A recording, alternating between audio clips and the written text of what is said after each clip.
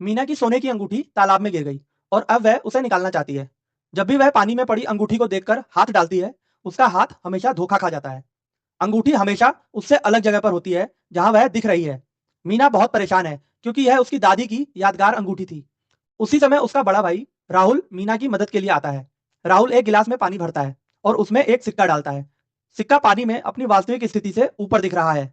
राहुल समझाता है कि यह प्रकाश के अपवर्तन अर्थात रिफ्रैक्शन की वजह से होता है।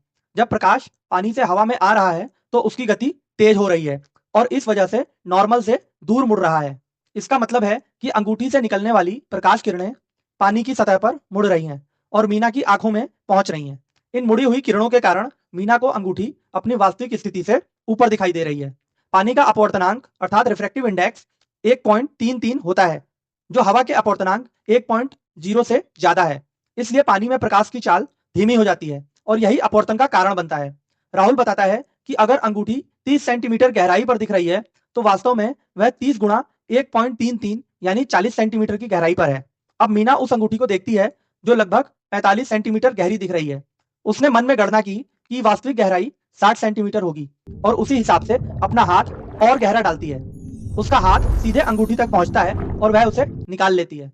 मीना बहुत खुश होती है और अपने दोस्तों को भी अपवर्तन अर्थात रिफ्रैक्शन के बारे में बताती है।